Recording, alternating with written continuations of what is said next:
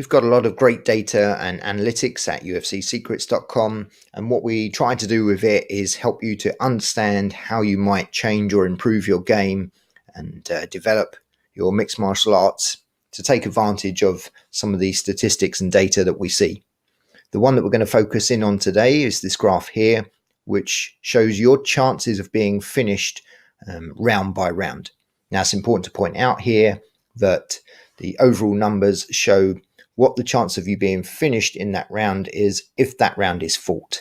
In other words, you can see in round 5 here, there's a 12% chance of a finish, but that's only if the fight actually gets to round 5, the championship rounds in this instance. So that's for all for all fights that went to the 5th round, 12% of them got finished. Focusing in on rounds 1 to 3, the important thing that we can see here is that in round 1, there's a 28% chance of you getting finished. In round 2, this drops to 23%, but then in round 3, this goes down to 14%. In other words, you're twice as likely to get finished in round 1 as you are in round 3. If we take a look at how this breaks down between KOs, TKOs and KOs and TKOs being combined here as one number in the red, and then submissions in the blue, you can see that there's far less chance of you being submitted, 10% chance of you being submitted versus 18% chance of you being knocked out in some way. But the way that that drops off during the rounds is slightly different. So if we have a look at the knockout chances first, 18% chance that the knockout's going to happen in round 1. That reduces by around about 4% to 14% in round 2, and then it drops off another 5% down to around 9% in round 3. So a fairly steady drop off as you go through the rounds. If you look at the submissions, the rate it drops off is not the same that we see for the knockouts. So in round 1, it's 10%. In round 2, it's 9%.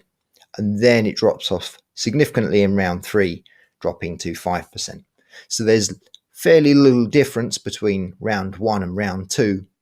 But then there's a big drop off and it halves pretty much by the time you get to round 3. What does this all mean in terms of developing your game? Well, it means that obviously round 1 is the most risky, but you can also see from a tactical perspective what you've got to be aware of for each round.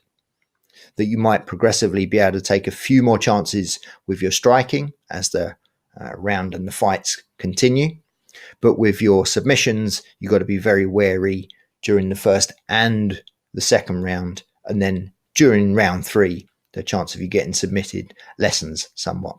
So it depends on your perspective, whether we're talking about attacking submissions or whether we're talking about defending submissions.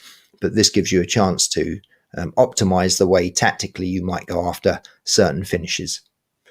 We hope you find that useful. There's plenty more stuff like this at UFCsecrets.com. So come and have a look at our data and analytics section.